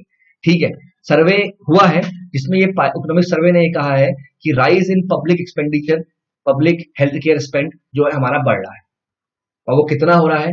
3% of GDP. फिर मैं कह रहा हूं, सर्वे में इतना कहा गया है कि जो हमारा पब्लिक हेल्थ केयर एक्सपेंडिचर जो है वो बढ़ रहा है, और वो कितना बढ़ रहा है? वो बढ़ रहा है 3% ऑफ जीडीपी हो रहा है। ठीक है, ठीक है, ठीक है। अब इससे देखिए क्या हो रहा है। अब ये पहली लाइन पढ़िए आप, इससे क्या हो रहा है? कंट्रीब्यूट कर रहा है किसमें? Directly to the high incidence of catastrophic expenditures and poverty. समझ रहे हैं? देखिए इस लाइन को आप मेरे यहां कर देंगे। जरूरी नहीं है पूरी न्यूज अच्छी है आपके लिए, कुछ लाइनें करेक्ट करनी पड़ती है। इसने कहा है कि आउट ऑफ पॉकेट एक्सपेंडिचर जो है लोग अपने हेल्थ केयर में इन्वेस्ट कर रहे हैं। It's a very good thing कि लोग आफ्टर ऑल अपने हेल्थ केयर में इन्वेस्ट नहीं कर रहे हैं, दारू नहीं पी रहे हैं, शराब नहीं पी रहे हैं, ये सब नहीं कर रहे हैं, इनफैक्ट हेल्थ केयर में इन्वेस्ट कर रहे हैं। अगर वो अपने हेल्थ केयर में इन्वेस्ट कर रहे हैं, लेकिन जो गरीब आदमी है अगर वो अपने हेल्थ केयर में इन्वेस्ट करेगा तो इससे क्या हो सकता है सर? इससे उसका एक्सपेंडिचर बढ़ जाएगा और वो पॉवर्टी में आ जाएगा। तो इसका सोल्यूशन क्या है? हमें ऐसी बहुत सारी स्कीमें चाहिए। लेकिन समझिए सर, इंडिया इतनी बड़ी कंट्री है, हर एक आदमी को एक मेडिकल छाता के नीचे लाना इट्स प्रीटी डिफिकल्ट। और वैसे ही आयुष्मान भारत ने अच्छा काम किया है सर। इन्होंने एटलीस्ट जो है हमारे 40% जो लोग जो लो प्रोफाइल लोग जिसते हैं, लो सेक्टर जो हमारा है 40% का, या जो बिलो बेस लाइन में रहते हैं 40%, उनको एटलीस्ट हेल्थ कवरेज प्रोवाइड किया है। ठीक है। और हमारा एक मोटो है सर, वो है हेल्थ फॉर ऑल, या हम कह सकते हैं यूनिवर्सल हेल्थ कवरेज, यूएचसी या एचएफ। ठीक है। चलिए, बाकी इसका एक चैप्टर है पब्लिक हेल्थ इनोवेशन। ये आपका चैप्टर है, आपका कह सकते हैं उसमें मैंने योजना मैगजीन में ये आपका चैप्टर है। ठीक है, जो कि प्रोफेसर डॉक्टर बलराम भार्गव जी ने लिखा था। प्रोफेसर बलराम भार्गव जी ने लिखा था। ठीक है, तो उसमें इसको पढ़िएगा आप, बड़ा इंपॉर्टेंट और बड़ा ही अच्छा आर्टिकल उसमें दिया हुआ है। चलिए आगे बढ़ते हैं सर। ये देखिए, ये कुछ न्यूज नहीं है सर। ठीक है, आज की इंपॉर्टेंट न्यूज तो हम कवर कर चुके हैं, लेकिन ये भी इंपॉर्टेंट ही है, ऐसा नहीं है। हुआ क्या है ना सर, अभी बाइडन साहब आए हैं। अभी बाइडन साहब आए हैं एडमिनिस्ट्रेशन में। इन्होंने बहुत सारी डीले, बहुत सारे ट्रम्प के फैसले को जो है इसने काउंटर किया है। ठीक है। उनमें से इन्होंने एक ही और कही थी कि जो तालिबान से हमारी डील हुई है, जो तालिबान से हमारी डील हुई है कि ट्रूप्स को जो है हम बैक कर रहे हैं, मैं इसको क्या करूंगा, रिव्यू करूंगा। समझ रहे हैं? ये उस डील को रिव्यू करना चाहते हैं, क्योंकि सिंस बैकग्राउंड में क्या हो रहा है ना, यहाँ पर दो लोग बैठ के कॉन्फ्रेंस में डील कर रहे हैं, और यहाँ अफगानिस्तान में सर क्या हो रहा है, यहाँ बम ब्लास्ट हो रहा है, लोग मर रहे हैं, लोग मर रहे हैं, बम ब्लास्ट हो रहा है, लोग मर रहे हैं, यहाँ लोग मर रहे हैं, बैकग्राउंड में लोग मर रहे हैं, तालिबान अपने अपना काम वहां कर रहा है, और यहाँ पर एक डबल फेस से क्या कर रहा है, डील कर रहा है। इसी को रिव्यू करने के लिए जो है आपका बाइडन साहब ने कहा है। और इसके कॉन्ट्रैक्ट में तालिबान ने क्या कह दिया, तालिबान ने कह दिया कि यूएस ये कर रही है, जो बम ब्लास्ट है वो यूएस कर रहा है, US is bombarding civilians in breach of Afghan deal. मतलब उल्टा चोर कोतवाल को डांटे, यहाँ वो बात हो रही है। चलिए आगे बढ़ते हैं, उम्मीद है इजी न्यूज है, आपको समझ में आ जानी चाहिए। चलिए हम आगे बढ़ते हैं, मुझे 1 मिनट दीजिएगा सर, मुझे थोड़ा सा समय दीजिएगा। चलिए आगे बढ़ते हैं सर, आगे बढ़े हम। ये भी एक छोटी सी न्यूज है सर, ये आपको पता होनी चाहिए कि हम हमेशा से चाइना पे इल्जाम लगा है कि वुहान के एक लैब से कोरोना वायरस जो है आगे बढ़ा है, या वहां से जो है उसका ओरिजिन हुआ है। तो डब्ल्यूएचओ की टीम वहां पहुंच गई है और वो ट्रेस करेगी कि वुहान की लैब से क्या कोरोना वायरस शुरू हुआ है या नहीं। ठीक है, ये तीसरी न्यूज सर, आगे बढ़ते हैं। बहुत सारी न्यूज हमें कवर करनी है सर, तो हमें क्या करना है, जल्दी जल्दी बढ़ना है। जो न्यूज इजी है उसको हम जल्दी जल्दी करेंगे। समझिए सर, अगर आप मेरे चैनल पे हैं, कंप्लीट न्यूज एनालिसिस आपका होगा। 30 मिनट में कोई भी आदमी आपको न्यूज नहीं पढ़ा सकता सर हिंदू की। बात समझिए, 30 मिनट पे, 45 मिनट पे, 45, 1 घंटा तक हम मैं सही कह सकता हूं, लेकिन 30-25 मिनट में अगर कोई हिंदू का रिव्यू आपको दे देगा सर, तो it is pretty much impossible to say sir, क्योंकि वो 30 मिनट में हिंदू नहीं पढ़ा जा सकता सर। ठीक है, बाकी आप लोग समझते हैं। लोकल स्टेज प्रोटेस्ट एट टिकरी डिमांडिंग फार्मर्स रिमूवल। चलिए, मैं इस न्यूज को इसलिए लेके आया हूं सर कि टिकरी इंक्री हमारे लिए कोई इंपॉर्टेंट नहीं है। मैं इस प्लेस की इंसल्ट नहीं कर रहा हूं, मैं फिर कह रहा हूं, ये मैंने सिर्फ नॉर्मल वे से कहा है। इस न्यूज में हमारा कोई भी इंपॉर्टेंस कुछ नहीं है सर। मैं सिर्फ इतना कहना चाह रहा हूं, देखिए होता क्या है, प्रोटेस्ट गांधी जी के टाइम पे सर क्या हुआ, जब भी प्रोटेस्ट हुआ ना, वही आंदोलन आगे बढ़ा जिसमें क्या हुआ, लोकल का सपोर्ट मिला। समझ रहे हैं? फ्रीडम के लिए तो कुछ लोग ही लड़ रहे थे, मैं लिखता नहीं हूं, मैं बोल रहा हूं, सुनिएगा। फ्रीडम के लिए सिर्फ कुछ लोग ही लड़ रहे थे, लेकिन अल्टीमेटली जब तक लोकल्स का सपोर्ट नहीं मिलेगा, फ्रीडम का मूवमेंट एक मास मूवमेंट नहीं बन पाए। अब यही देख लीजिए सर, ये देखिए क्या लिखा हुआ आया, ये लिखा हुआ आया है, local stage protest at Tigri demanding farmers report. पहले क्या था, 26 जनवरी से पहले क्या था, फार्मर्स जहां पर भी बैठे थे तंबू वंबू लगा के, जो कह सकते हैं, जहां उनकी प्रोटेस्ट साइट थी, वहां पर उनको लोकल से सपोर्ट प्लस लोकल से मदद मिल रही थी। कहीं ना कहीं इस बात को हम झुटला नहीं सकते, उनको लोकल से सपोर्ट प्लस लोकल से मदद मिल रही थी। लेकिन क्या हुआ, 26 जनवरी को जो भी हुआ, आप कह रही है जो भी हुआ, हम कहते हैं कि अगर उसमें से कुछ फार्मर्स में से कुछ ऐसे लोग होंगे जो एंटी सोशल एलिमेंट्स हैं, जिन्होंने एक कारनामा किया, कह सकते हैं हम कुछ एंटी सोशल एलिमेंट्स हैं जिन्होंने ये कारनामा किया, या आप कह सकते हैं कि इन चीजों को पॉलिटिसाइज किया गया है। एक्स वाई जेड आप कुछ भी कह सकते हैं सर, आप कुछ भी कह सकते हैं एक्स वाई जेड, लेकिन जो उस दिन देश देखा हमारे, वो हमारे हित में नहीं था। वो एक फोटो मेरे जहन में अभी तक बनी है सर, वो फोटो मुझे दिख नहीं रही है, मैंने आपको दिखाता, मैं रोज ही दिखाता हूँ आपको, 2 दिन हो गए हैं सर। वो फोटो जो हम देख रहे हैं, आप एक मिनट दीजिएगा, ये फोटो जो मैं आपको दिखा रहा हूँ सर, समझिए, ये फोटो हमारे जहन में बैठी हुई है, ये फोटो हमारे जहन में बैठी हुई है, और इस फोटो के चलते क्या हुआ है सर, देखिए फार्मर्स को सपोर्ट नहीं मिल रहा है सर। आप प्रोटेस्ट करिए, लीगली करिए, मायने हैं, you have the right to protest, but you don't have the right to insult our national flag, वो भी आपका एक कॉन्स्टिट्यूशनल ड्यूटी है।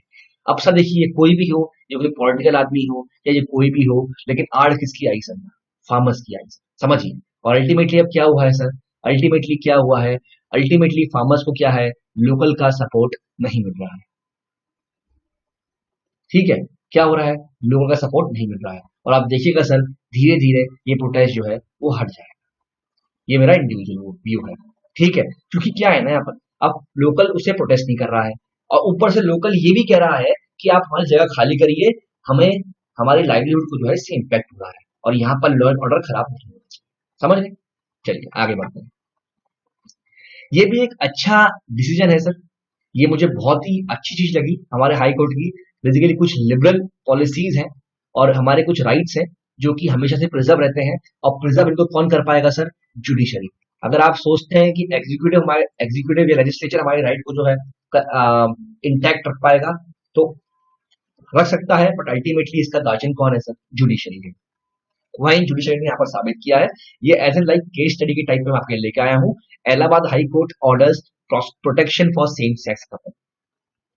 दो लड़कियां थी sir, they were from the same sex, उन्होंने जो है शादी कर ली थी, and they were having some disturbance, या कह सकते हैं उनकी फैमिली की तरफ से कुछ इशू आ रहा था, तो हाई कोर्ट ने क्या किया है, उनको प्रोटेक्शन देने की बात की है। It's a very good step sir, मैं इस वर्डिक्ट की जो है बहुत तारीफ करता हूँ। और इससे पहले भी कुछ एससी के वर्डिक्ट्स आए हैं सर, ठीक है, वर्डिक्ट्स क्या है sir, Counsel for the petitioners contended that despite legitimacy being accorded to such relations by the Supreme Court ने इनको मान्यता दी है in case of Navjeet Singh Johar versus union of India, Navjeet Singh Johar and others versus union of India 2018 में क्या कहा गया था, the petitioners were being threatened with violation of their rights enshrined under Article 21, right to life and liberty, जो हमारा 21 का article है of the Constitution, only on the ground of their sexual orientation। ठीक है, this court being a constitutional court is duty bound to monitor and observe the constitutional morality as well as the rights of the citizen which are under threat only on account of their sexual orientation। ठीक है, article 21 कहता है sir, article 21 कहता है right to life and liberty, ये अगर कोई छीनेगा तो कोर्ट तो बीच में आएगा सर, और यहाँ कोर्ट बीच में आया है। सिर्फ उनका सेक्सुअल ओरिएंटेशन से आप ये नहीं कह सकते कि उनका आप राइट नहीं छीन सकते। तो ये बहुत ही अच्छा अप्रोच है, और पर्सनली स्पीकिंग मुझे बहुत ही अच्छा डिसीजन लगा, इसलिए मैं आपके सामने इसको लेके आया। ये एक तरह से केस स्टडी है जो आप कहीं भी लिख सकते हैं। चलिए ये भी देख लेते हैं सर, एक थोड़ी सी न्यूज है।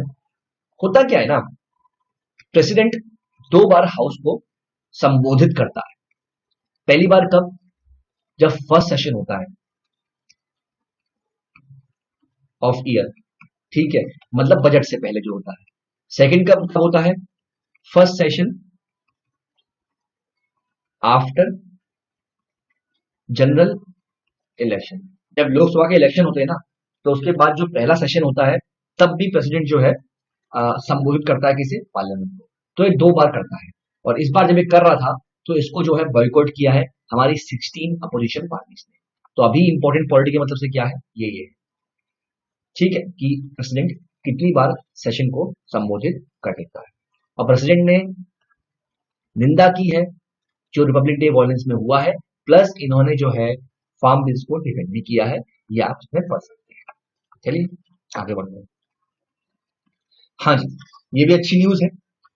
इकोनॉमी की आज बहुत सारी न्यूज है sir, and honestly speaking economics पढ़ाने में मुझे मजा भी आता है, तो आप मुझे 1 मिनट दीजिएगा।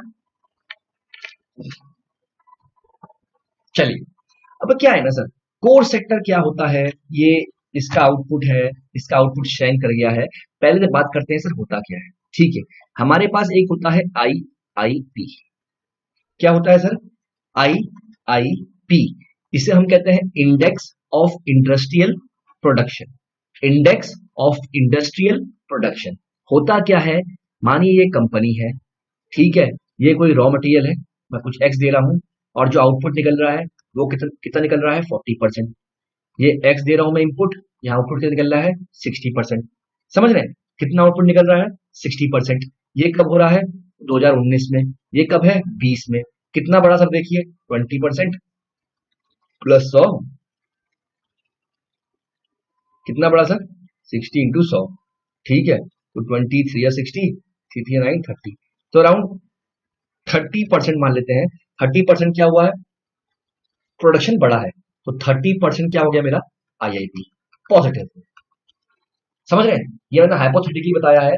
एक कंपनी है, उसका प्रोडक्शन था पहले 40% और अभी कितना हो गया? 60%। तो कितना बड़ा है? अप्रोक्सीमेटली 30 बड़ा है। तो इंडेक्स ऑफ इंडस्ट्रियल प्रोडक्शन कितना हो गया? 30% का मुनाफा हुआ है। ठीक है, अब ये हर कंपनी का हम निकालते हैं सेक्टर वाइज। अब कुछ कोर कंपनीज होती है, कुछ कोर कंपनीज होती हैं, कुछ कोर सेक्टर कंपनी होती है। हमारे पास बेसिकली कितने कोर सेक्टर कंपनी है सर? हमारे पास बेसिकली कितनी कोर सेक्टर कंपनी है? 8। कितनी है सर? 8। मैं सर उनके नाम लिख देता हूं, आप याद रखिएगा। पहला है हमारा फर्टिलाइजर। एक मिनट दीजिएगा सर, ये हमेशा इशू आ जाता है जब भी फ्लो बनता है, बीच में डिस्टर्ब पक्का करता है। आप मुझे एक मिनट दीजिएगा। पहला कौन सा है सर? पहला है फर्टिलाइजर। ठीक है, दूसरी कौन सी है सर? दूसरी है स्टील। तीसरी कौन सी है सर? तीसरी है सीमेंट। ठीक है, चौथी कौन सी है सर? चौथी है आपकी इलेक्ट्रिसिटी। ठीक है, पांचवी कौन सी है सर? पांचवी है आपकी नेचुरल गैस। छठी कौन सी है सर? छठी है आपकी क्रूड ऑयल। और सातवीं कौन सी है सर? सातवीं आपकी है रिफाइनरी। आठवीं कौन सी है सर? आठवीं है आपकी कोल। ठीक है, ये आपके 8 कोर सेक्टर हो गए। मतलब बेसिकली जो हमारा इंडस्ट्रियल इंडस्ट्रियल प्रोडक्शन जो होता है, इंडेक्स ऑफ जो इंडस्ट्रियल IIP जो आपका होता है बेसिकली, उसमें जो है 40 to 45% जो वेटेज होता है सर, वो इनका होता है। समझ रहे हैं? और ये कह रहा है कि कोर सेक्टर आउटपुट जो है श्रैंक कर रहा है 1.3 इन दिसंबर। अगर ये श्रैंक करेगा और 40 से 45% इसमें इसका इसमें भागीदारी किसकी है? इनकी ही, नाट सेक्टर की। तो क्या होगा? कहीं ना कहीं IIP भी जो है डाउन होगा। अब only electricity and coal showed growth, मतलब इलेक्ट्रिसिटी और कोल ने ग्रोथ की है, बाकी ने सब ने जो है डाउनवर्ड मूवमेंट ही दिखाया है। समझ रहे हैं? चलिए, मतलब कोर सेक्टर अगर नीचे जाएगा तो IIP भी नीचे जाएगा, ऐसा आप कह सकते हैं। तो इसमें हमने क्या देखा? इसमें हमने IIP पढ़ लिया, इसमें हमने कोर सेक्टर पढ़ लिया। IIP क्या होता है, कोर सेक्टर क्या होता है, और IIP और कोर सेक्टर का रिलेशनशिप क्या कैसा कैसा होता है। इनवर्सली प्रोपोर्शनल होता है, नहीं प्रोपोर्शनल होता है सभी। ये बढ़ेगा तो ये बढ़ेगा, ये घटेगा तो ये भी घटेगा, ये प्रोपोर्शनल होता है। ठीक है, चलिए हम आगे बढ़ते हैं सर, टाइम ना वेस्ट करते हुए। ये एक आप देख लीजिए सर, ये फिजिकली आप कह सकते हैं कि अगर देखिए अगर प्रोटेस्ट करना है तो प्रोटेस्ट तो आप इसमें भी कर सकते हैं, ठीक है, लेकिन प्रोटेस्ट बिल्कुल नहीं करना है सर, क्योंकि गवर्नमेंट ने, समझिए सर, गवर्नमेंट ने इस साल बहुत ही ज्यादा हमें सब्सिडी या बहुत ज्यादा जो है गवर्नमेंट ने काम किया है। अलग अलग स्कीमें हैं सर, अगर बोलने में आए तो अब क्या बताएं। आप सिंपल सी कुछ मैं आपको गिनाता हूँ सर, ठीक है, अगर आप देख पाए तो मेरे साथ बने रहिएगा। पहले बात सुनिए, मनरेगा 202 पर पर्सन वेजेस जो है बढ़ा दी है। इसका जो है ड्यूरेशन भी 99 से अप्रोक्सीमेटली मेरे ख्याल, आई एम नॉट रॉन्ग, 180 से 180 प्लस डेज किया है।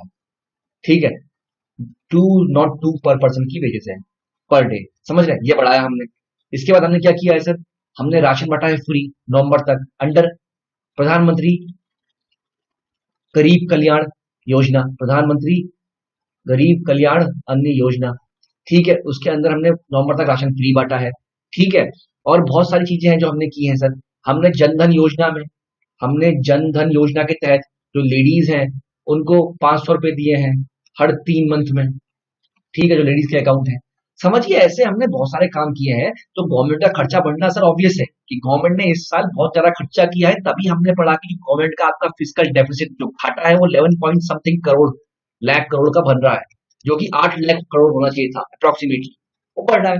अब गवर्नमेंट क्या कर रही है ना सर, गवर्नमेंट ये कहना चाह रही है जो हम ये नेशनल फूड सिक्योरिटी एक्ट के तहत जो हम राशन बेचते हैं पीडीएस शॉपों में, इसमें हम क्या कर सकते हैं, इससे क्या हो रहा है, हमें बेसिकली जो हमारी इकोनॉमिक कॉस्ट जो है हमारी बढ़ गई है 19 से कितनी 27, कितनी बढ़ गई है 19 से 27। तो हम क्या कर सकते हैं सर, हम इसको क्या कर सकते हैं, हम इसको थोड़ा कम कर सकते हैं। ठीक है, इससे हम क्या कर सकते हैं कि सब्सिडी हम बेसिकली गवर्नमेंट ये कहना चाह रही है। एक मिनट दीजिएगा सर, मुझे मुझे एक मिनट दीजिएगा सर।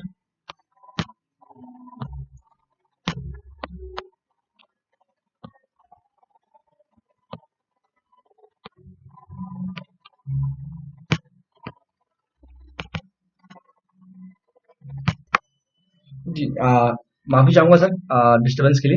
बेसिकली क्या था कि गवर्नमेंट कहना चाह रही है कि जो फूड हम देते हैं सब्सिडी में आपको, जो कि आपका 2 रुपीज पर केजी वीट है और 3 रुपीज पर केजी राइस है, इसको गवर्नमेंट थोड़ा बढ़ा सकती है, ज्यादा नहीं करेगी सर, थोड़ा बढ़ा सकती है, जिससे जो गवर्नमेंट का एटलीस्ट जो सब्सिडी में बिल बनता है वो थोड़ा कम।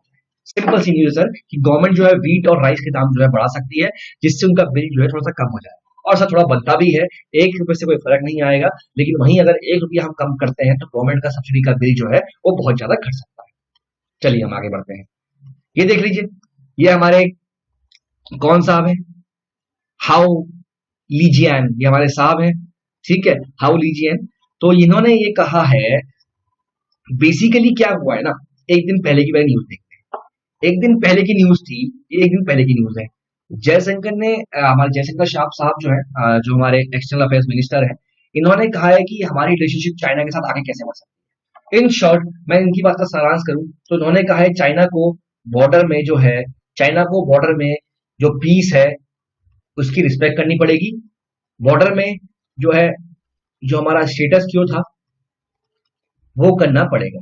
ठीक है, ये बेसिकली उन्होंने कहा है, उन्होंने कहा चाइना को जो है हमारे बॉर्डर के जो हमारे जो बॉर्डर्स है उनको म्यूचुअली जो है रिस्पेक्ट करना पड़ेगा उनका। ठीक है, और जो हमने डील साइन की है पास्ट में उनकी रिस्पेक्ट करनी पड़ेगी और बॉर्डर को एक तरह से पीसफुल रखना पड़ेगा। ठीक है, इन्होंने 3 टर्म जो है डिस्क्राइब किए थे, वो मैं आपको बताता हूँ। इन्होंने 3 टर्म जो है क्या डिस्क्राइब किए थे, एक मिनट दीजिएगा सर। इन्होंने 3 टर्म कहे थे सर। इन्होंने कहा था 3 म्यूचुअल्स का था, पहला था म्यूचुअल रिस्पेक्ट।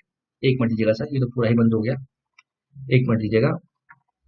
इन्होंने पहला कहा था म्यूचुअल रिस्पेक्ट, दूसरा कहा था म्यूचुअल सेंसिटिविटी और तीसरा कहा था म्यूचुअल इंटरेस्ट। म्यूचुअल रिस्पेक्ट मतलब इसका इन्होंने कहा था कि agreement already reached must be adhered to in their entity, मतलब जो एग्रीमेंट हो चुके हैं उसको हमें मानना चाहिए, उसमें रहना चाहिए। ऐसा नहीं कि हमारा जो बॉर्डर डिफाइंड है आप उसको चेंज कर रहे हैं। कल जो हमारा एग्रीमेंट हुआ था पहले मैकमोहन लाइन का, वो आप कहते हैं कि आप नहीं मानते, तो ये गलत है। म्यूचुअल रिस्पेक्ट होनी चाहिए। दूसरा क्या होता है, म्यूचुअल सेंसिटिविटी। इसका मतलब क्या है ना, हमें जो है पीस एंड ट्रैंक्विलिटी जो है बॉर्डर पे मेंटेन करनी पड़ेगी, तभी हमारा रिलेशन जो है आगे बढ़ पाएगा। और तीसरा इन्होंने कहा म्यूचुअल इंटरेस्ट, हम दोनों को अपने एक दूसरे के म्यूचुअल इंटरेस्ट के तौर पे काम करना चाहिए और रिलेशनशिप को हमें आगे ले जाना चाहिए। लेकिन जब तक ये 3 चीजें नहीं आती है, रिलेशन को रिपेयर करना मुश्किल हो जाएगा। ये किसने कहा था, जयशंकर साहब ने कहा था। अब चाइना वालों ने काउंटर किया है, इन्होंने उनकी बातों को अप्रिशिएट किया है। इन्होंने बेसिकली जयशंकर जी की बातों को अप्रिशिएट किया है। Set relationship needed to be built on mutual respect, mutual sensitivity and mutual interest. ठीक है, इन्होंने ये कहा था। और चाइना ने क्या किया है, चाइना ने यहाँ पर क्या किया है, एक मिनट दीजिएगा, इन्होंने अप्रिशिएट किया है, इन्होंने अप्रिशिएट किया है इनके रिमार्क को। और इन्होंने कहा है एटलीस्ट जयशंकर साहब ने जो है इंपॉर्टेंस दिखाई है इंडो चाइना रिलेशंस की। It shows the Indian side attaches importance to ties with China. मतलब इंडिया को लगता है कि चाइना से हम टाइज अटैच करें तो इंपॉर्टेंट रहेगा, दोनों कंट्री के लिए विन विन सिचुएशन हो पाएगी। लेकिन ये कहना चाह रहे हैं, इनकी बात सुनिए सर, ये क्या कह रहे हैं, चाइना ने दोबारा से कहा है, रिटीरिएट मतलब दोबारा कह रहा है, for dispute not to be linked with the overall bilateral relation. मतलब ये कहना चाह रहे हैं कि जो हमारे बॉर्डर में इश्यूज चल रहे हैं, ये कहना चाह रहे हैं जो हमारे बॉर्डर में इश्यूज चल रहे हैं उनको आप हमारे बायलैटरल रिलेशन में मत लाइए।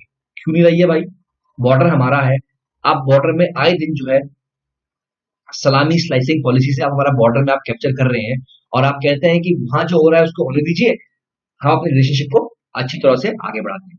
ये सर पॉसिबल नहीं है। ये बहुत ही हाइपोथेटिकल बात चाइना के मिनिस्टर से, फॉरेन मिनिस्टर जो है उनकी तरफ से आई है। आई एम नॉट श्योर कि ये फॉरेन मिनिस्टर है, स्पोक पर्सन कह सकते हैं, China foreign minister spoke person कह सकते हैं, हाँ उनके स्पोक पर्सन है हाउ लीजियान। इनसे बात जो चाइना कह रहा है सर, ये बात बिल्कुल भी इलॉजिकल लगी सर मुझे अपने एंड से।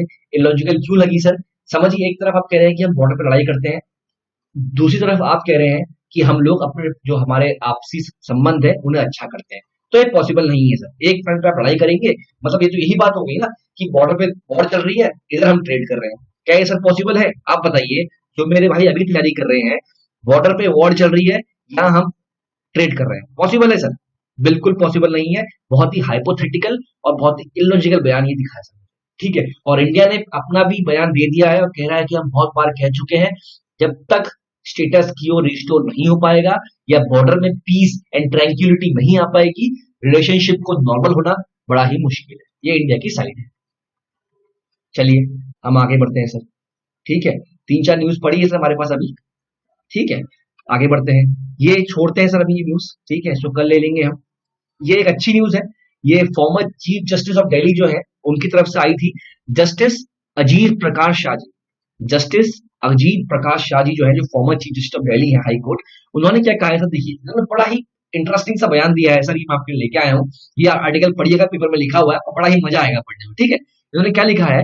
जो यूपी में कॉन्ट्रोवर्शियल बिल आया है ना, ऑर्डिनेंस, जिसने जो है अनलॉफुल रिलीजियस कन्वर्जन को जो है एक तरह से पनिशेबल ऑफेंस माना है, जस्टिस शाह ने कहा है एक वर्चुअल मीटिंग में, उन्होंने ये कहा है कि ये पहले तो उनके बारे में कुछ बात बता दूंगा आपको। जो हाई कोर्ट की बेंच थी जिसने डीक्रिमिनलाइज किया था होमोसेक्सुअलिटी को 2009 में, ये उसके क्या थे? हेड थे। पहली बात तो ये। तो बेसिकली ये आदमी बहुत लिबरल है, ये साहब जो है ये बहुत लिबरल है, ये लिबरल पॉलिसीज में बिलीव करते हैं, और मैं एक इंडिविजुअल के तौर पे मैं भी लिबरल पॉलिसीज पे बहुत भरोसा करता हूँ। तो इन्होंने क्या कहा? इन्होंने कहा कि जो हाई कोर्ट की बेंच है जिसने डीक्रिमिनलाइज किया था होमोसेक्सुअलिटी को, उसके हेड थे। ठीक है, इन्होंने कहा जो ये आपका जो बिल आया है ना यूपी में, ठीक है, इन्होंने कहा ये बिल जो है, देखिएगा, we are watching this attack on the most fundamental of the democracy basic principle. जो डेमोक्रेसी का बेसिक प्रिंसिपल है उस पर क्या हो रहा है? ये अटैक कर रहा है। ठीक है, और former chairman of law commission ने भी यही कहा था, this ordinance has been promulgated to combat the perceived threat of love jihad, a term commonly used to describe interfaith relationship and marriage। ठीक है, और इसको जो है क्रिमिनल ऑफेंस जो है बता दिया है। इंटरेस्टिंग बात यहां से शुरू होती है। अभी तक क्या क्या समझ में आया? जस्टिस अजीत प्रकाश शाह जी ने कहा कि ये वो थे जिन्होंने होमोसेक्सुअलिटी को दिल्ली हाई कोर्ट में बैन किया था, ये उस बेंच को हेड कर रहे थे। ठीक है, इन्होंने क्या कहा है ना, इसमें क्या है ना सर, आप शादी कर रहे हैं, इन्होंने ये कहा है अगर दो इंडिविजुअल है, ठीक है, एक ये है और एक ये है, ठीक है, दो इंडिविजुअल शादी कर रहे हैं, ये शादी कर रहे हैं, तो ना अब इनको प्रूव करना है कि भाई ये, इनको प्रूव करना है, इनको ये प्रूव करना है कि भाई ये इलीगल नहीं है, इनको प्रूव करना है कि भाई ये इलीगल नहीं है, इनको ये प्रूव करना है, क्योंकि सारा प्रूफ का बटन किस में आ जाएगा? इनमें आ जाएगा, क्योंकि जब भी इंटरफेथ फेथ मैरिज होती है ना कहीं ना कहीं शिकायतें आती है, फैमिली से कहिए या समाज से कहिए, कंप्लेन्स आती हैं। अब इनके ऊपर ओनस रहेगा कि ये बताएं कि इन्होंने जो अगर कन्वर्जन किया है, अगर इन्होंने कन्वर्जन किया है लड़की ने, तो कन्वर्जन जो है वो वॉलंटरी है, ऐसा नहीं है कि भला मतलब बहला फुसला के किया है। तो यही यहाँ पर ये साहब कह रहे हैं, ये कह रहे हैं यहाँ पर कि जो बर्डन ऑफ प्रूफ है ना, यहाँ पर ही explain that the burden of proof, मतलब जिसको प्रूफ करना है, इज ऑन द प्रोस्टिट्यूशन। जिसको हम ये लोग हैं, ये जो शादी कर रहे हैं, इनको प्रूफ करना बड़ा मुश्किल है। However every religious conversion is presumed to be illegal. हम सोचते हैं कि जो भी कन्वर्जन हो रहा है वो इलीगल ही है, और यही तो इन्हें प्रूफ करना पड़ेगा कि भाई ये इलीगल नहीं है, हम अपनी मर्जी से ये कर रहे हैं। ठीक है, और ऊपर से जो एक्ट है क्या है? कॉग्निजेबल और नॉन बेलेबल। इसमें बेल नहीं मिलेगी और बिना किसी वारंट के आप एक्यूज को अरेस्ट कर सकते हैं। मतलब यह हुआ, इन दोनों ने शादी कर ली। एग्जाम्पल देते हैं सर, मेरी बहन ने शादी की एक किसी भी अलग धर्म के आदमी से, ठीक है, और मेरी बहन ने अपने मन से वॉलंटरली अपना धर्म जो है चेंज किया है कि भविष्य में दिक्कत ना आए। अब क्या करते हैं कि मानिए मैं उसकी शिकायत करता हूँ पुलिस से, पुलिस जो है बिना वारंट के उसके हस्बैंड को उठा के ले जाएगी, पुलिस बिना वारंट के उसके हस्बैंड को जो है उठा के ले जाएगी, और तब इसको प्रूव करना पड़ेगा भाई ये इलीगल नहीं है, लड़की ने अपनी मर्जी से ये किया है। समझ रहे? तो ये एक तरह से cognizable and non bailable warrant है। ठीक है, वो हो गया है। इससे क्या होगा? एक पब्लिक डोमेन में या आपकी फंडामेंटल को ये छीन रहा है। और इन्होंने बड़ी इंटरेस्टिंग बात कही सर, ये देखिएगा आप, Indeed my own marriage is interfere and among one of my child children. देखिए, ये कह रहे हैं मेरी खुद की शादी इंटरफेथ हुई है सर। ये बहुत बड़ी बात है, जुडिशरी का जज कह रहे हैं, बहुत ही अच्छी बात कह रहे हैं, एक लैंडमार्क या एक एग्जाम्पल हमारे लिए होना चाहिए कि ये बहुत ही बढ़िया बात कह रहे हैं कि हमारे लिए भी क्या है, मेरी भी इंटरकास्ट मैरिज हुई है and we are living happy. समझ रहे हैं, कहीं ना कहीं लिबरल आदमी है, लिबरल पॉलिसीज को ये जो है प्रमोट कर रहे हैं और ये बहुत ही अच्छी बात है। और एन एग्रीव्ड पर्सन, जो ये person can launch a complaint against anyone with the executive and legislature having failed on the front, what can we do? ठीक है, ये बेसिकली मैं बात कर रहे हैं। बात इंपॉर्टेंट यहाँ यही है, अगर दो लोग आपस में शादी करते हैं, चाहे धर्म को चेंज करके करते हैं, तो प्रूफ करने का बटन इन दोनों में ही रहता है। समझ रहे हैं? तो कहीं ना कहीं ये लोग जो है लॉस में है, क्योंकि पुलिस बिना वारंट के इस लड़के को उठा के ले जाएगी एंड देन ये कोर्ट में प्रूफ करता रहेगा कि भाई मैं गुनहगार नहीं हूँ, इलीगल नहीं। लेकिन अल्टीमेटली पुलिस ने उसको अरेस्ट तो कर लिया बिना वारंट की, तो police has the final authority. और ऐसे बहुत सारे केसेस बीच में यूपी में आए हैं। लेकिन अच्छी बात यह है कि हमारी न्यायपालिका, जिस पे हमें आज भी भरोसा है, उन्होंने हर एक केस में जो हमारा जो कह सकते हैं जो एग्रीव्ड पर्सन था, जो विक्टिम था, उसे हर एक केस में बरी किया है। और डिफरेंट जजमेंट है सुप्रीम कोर्ट की, सो पढ़िएगा आप, डिफरेंट जजमेंट है पुलिस सुप्रीम कोर्ट के, जिसमें वो कहते हैं right to choose your own partner, ये आपका राइट है। You have all the right to choose your own partner. समझ रहे हैं आप? चलिए आगे बढ़ते हैं। तो बहुत ही अच्छी बात की सर, और मैं बिल्कुल उम्मीद करता हूं हमारे जस्टिस से वो ऐसी बात कहें जो कि एग्जाम्पल के तौर पे सेट हो जाए। चलिए आगे बढ़ते हैं। ये पढ़िएगा सा न्यूज, जो यूपीएससी की तैयारी कर रहा है, जिन्होंने एग्जाम दे चुके हैं और जो चाहते हैं कि उनका एग्जाम अच्छा नहीं हुआ, दोबारा एक अटेम्प्ट करना चाहते हैं, या जिनको लगता है कि कोविड की वजह से मेरा एग्जाम जो है गंदा हो गया है, तो या तो गवर्नमेंट हमें एक और अटेम्प्ट दे, या जो एज रिलैक्सेशन है हमें 1 साल का दे दे। तो अभी इसमें जो है केस चल रहा है, देखते हैं सर क्या होता है। ये एक प्रपोजल है जो आईआईटी ने सबमिट किया है। एक बार टाइम देख लेते हैं सर। ठीक है, एक प्रपोजल है जो आईआईटी जो है आपका कानपुर ने सबमिट किया है। ये कह रहे हैं कि दिल्ली गवर्नमेंट से क्या कह रहे हैं कि हम रियल टाइम में पॉल्यूशन की स्टडी करेंगे। ठीक है, ये आपकी पीटी में बहुत काम आ सकती है सर, ऐसे क्वेश्चन पीटी में आते हैं।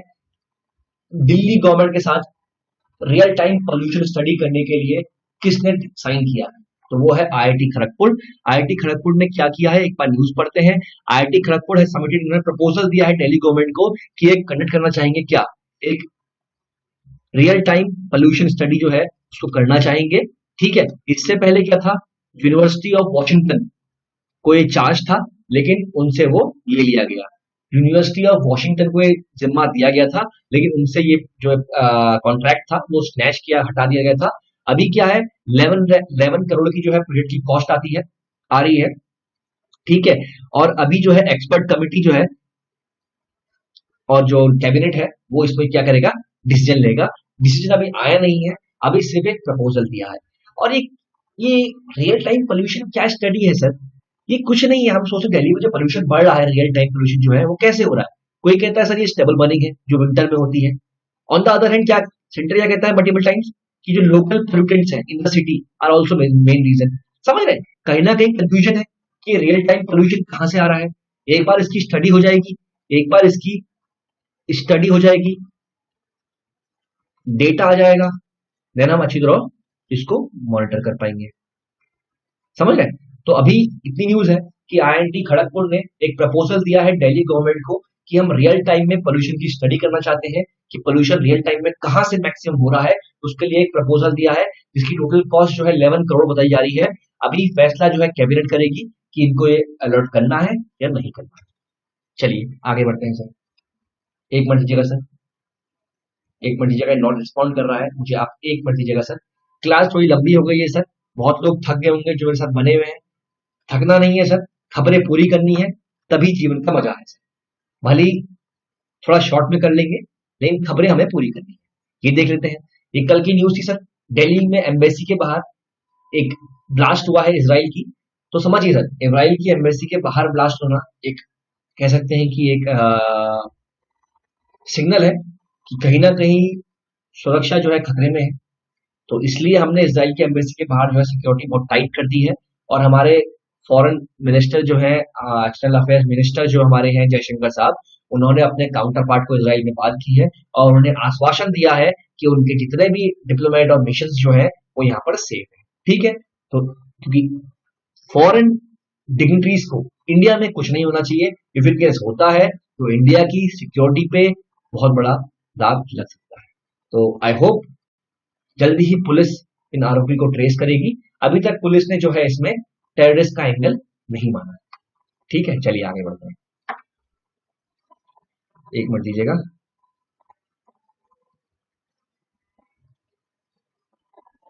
ये वही है सर कि प्रेसिडेंट ने जो है एड्रेस किया था, पार्टीज ने बॉयकॉट किया है। ये एक अभी कितनी न्यूज है हम पे देख लेते हैं। ये भी छोटी सी न्यूज है, ये भी ठीक है और ये भी ठीक है। चलिए तो लगभग मान लीजिए ये आखिरी न्यूज ही पढ़ा रहा हूँ मैं आपको। ये आखिरी न्यूज है। ये आखिरी न्यूज क्या है? ये गवर्नमेंट ने टाइट किया है ओवरसाइट फंड। देखिए कोई चीज मैं बताऊंगा आपको, आप ध्यान से सुनिएगा। मैं शॉर्ट फॉर्म लिखूंगा, foreign foreign contribution regulation act, मतलब FCRA 2010। इसको हमने अमेंड किया 2020 में।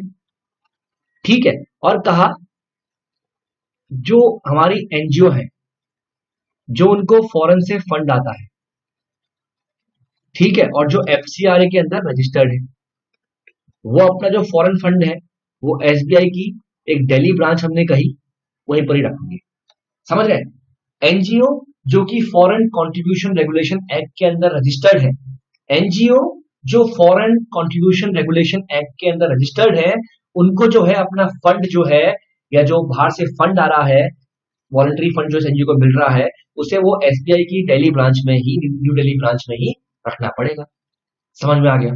ये तो हमारा न्यूज थी पिछले साल की। चलिए, और इस जगह पे बहुत सारे एनजीओ के लाइसेंस भी कैंसिल किए गए थे। बवाल बहुत हुआ था क्योंकि आप बात कर रहे थे कि आप लोग ह्यूमन राइट्स का वायलेशन कर रहे हैं, तो ये बवाल हुआ था। इसके बारे में पढ़िएगा आप, डिफरेंट डिफरेंट आर्टिकल्स होंगे पिछले साल के, आप पढ़िएगा उसे। बाकी अभी की न्यूज जो बता रहा हूँ आपको, जो आप जानने के मतलब की ये है कि जितना भी फंड एनजीओ में आएगा फॉरेन से, वो सारा का सारा SBI दिल्ली ब्रांच में रखा जाएगा, और उन्हीं एनजीओ पे फंड आएगा बाहर से जो कि रजिस्टर्ड है किसमें, फॉरेन कंट्रीब्यूशन रेगुलेशन एक्ट। ये तो हमारी कुछ पुरानी न्यूज हो गई। अब सर नई न्यूज क्या है? अब क्या है, गवर्नमेंट ने एक चार्टर निकाला है बैंक के लिए, एक नया गाइडलाइन दिया है to bank on FCRA rules. इन्होंने कहा है कि कोई भी एनजीओ, ठीक है, उसे अगर मानिए कोई एनजीओ है, इस एनजीओ को फॉरेन फंड तो फॉरेन से किसी डॉलर में आएगा, अगर इनको फंड मिल रहा है रुपीज में और वो रुपीज किसी फॉरेन से आ रहे हैं जो कि इंडियन है, माने कोई फॉरेन कंपनी है जो कि इंडिया में है और वहां से फंड आ रहा है, तो वो फंड भी जो है क्या करेगा, SBI क्या करेगा, रिपोर्ट करेगा किसे, गवर्नमेंट को। Donation received in Indian rupees, समझिए, donation received in Indian rupees by NGO and association from any foreign source, if in case the source it is situated in India at the time of such donation, it should be treated as foreign contribution। समझ में आया? ठीक है, और as per the existing rules, all bank have to report to the central government within 48 hours the receipt or utilization of any foreign contribution by an NGO। ठीक है, और पिछले साल सितंबर में क्या हुआ था, ये अमेंड हुआ था दैट एनजीओ को अपना फॉरेन फंड जो है SBI की ब्रांच में रखना। मतलब क्या है, अगर इंडियन रुपीज में इसका पैसा आ रहा है किसी फॉरेन एंटिटी से, चाहे वो इंडिया में क्यों ना हो, वो भी कहां जाएगी, SBI की दिल्ली ब्रांच में जाएगी, और SBI क्या करेगा, 48 आवर्स के अंदर इसको रिपोर्ट करेगा किसे, गवर्नमेंट को। ठीक है, आई होप समझ में आ गया आपको पूरी न्यूज। FCRA हमारे पास एक था 2010 का, इसको हमने अमेंड किया सर 2020 में। फंड जो आ रहा है एनजीओ में बाहर से, जिसको हम जो बाहर से फंड आ रहा है फॉरेन फंड डॉलर में जो आ रहा है एनजीओ पे, उन्हीं एनजीओ पे जो कि रजिस्टर्ड है फॉरेन कंट्रीब्यूशन रेगुलेशन एक्ट के अंदर, वो फंड जो है ये एनजीओ अपनी SBI न्यू दिल्ली ब्रांच में ही उस फंड को रखेगी, और वो SBI न्यू दिल्ली ब्रांच जो है उसकी रिपोर्ट जो है 48 आवर्स के अंदर किस देगा, गवर्नमेंट को देगा। वहीं अगर कोई भी पैसा इंडिया, कोई भी एनजीओ को पैसा दे रहा है, चाहे वो पैसा रुपीज में हो, लेकिन वो किसी कोई फॉरेन एंटिटी दे रही है रुपीज में पैसा किसे, एनजीओ को, और चाहे वो फॉरेन की एंटिटी जो है उस टाइम इंडिया में भी हो, वो पैसा भी जो है SBI न्यू दिल्ली ब्रांच में जाएगा और उसकी भी रिपोर्टिंग होगी। तो ये नई गाइडलाइंस जो है आई है। ये बेसिकली क्यों है ना सर, ये क्या है ना, ये मनी लॉन्ड्रिंग या टेरर फाइनेंसिंग के लिए या कुछ एंटी सोशल एक्टिविटीज के लिए ये फंड यूज हो रहा है, ऐसा गवर्नमेंट को शक था, इसलिए गवर्नमेंट इतने टाइट रूल्स लेके आई है। ठीक है, चलिए, ऐसे तो कोई खास इसका की न्यूज है नहीं सर।